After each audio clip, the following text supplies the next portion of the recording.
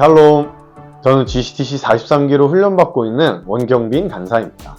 무더운 날씨 속에서도 평안한 나날들 보내고 계신가요? 방학의 중반을 지나고 있는 지금 자칫 루즈해지고 아무것도 하기 싫어지는 날씨와 환경 속에서도 하나님의 말씀을 사모함으로 이렇게 말씀을 묵상하고 계신 여러분들을 진심으로 감사하고 축복합니다.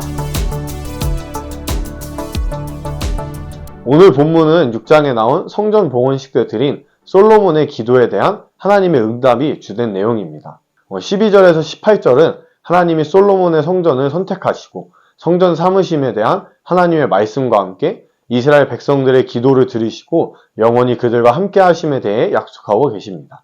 반대로 19절에서 22절은 그런 하나님을 떠났을 때 하나님이 내리실 재앙에 대한 말씀을 기록하고 있는데요. 오늘 본문에서 우리에게 가장 익숙한 말씀 중 하나는 아마 제이어스 찬양인 나의 백성이의 주제 말씀인 14절일 것입니다. 저 개인적으로도 굉장히 좋아하는 말씀 중 하나인데요. 하지만 오늘은 특별히 16절의 말씀을 조금 더 깊이 묵상하게 되었습니다. 이는 내가 이미 이 성전을 택하고 거룩하게 하여 내 이름을 여기에 영원히 있게 하였습니다. 내 눈과 내 마음이 항상 여기에 있으리라. 아멘. 하나님은 솔로몬의 성전을 이미 선택하셔서 영원히 그곳 가운데 거하시기를 말씀하고 계시는데요.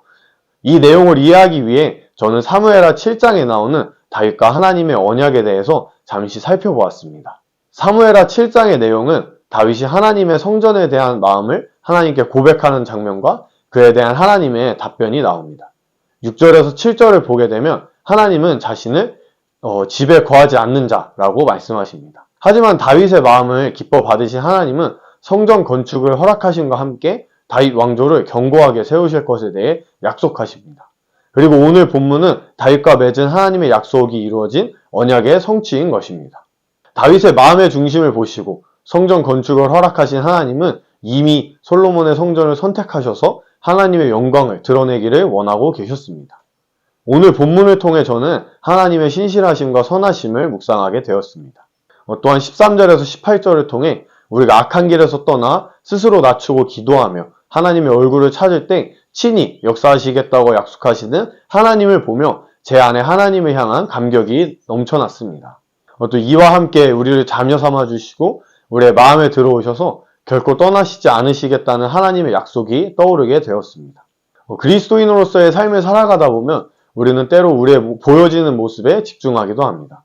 순모임을 열심히 하는 순장, 모임에 성실히 참여하는 순원, 학생들을 언제나 사랑하는 간사 등 스스로 만들어낸 기준 속에서 살아가곤 합니다. 하지만 죄인된 우리로서는 우리가 그리는 이상적인 모습을 살아낼 수 없기에 실망하고 낭망하는 삶을 살아갑니다.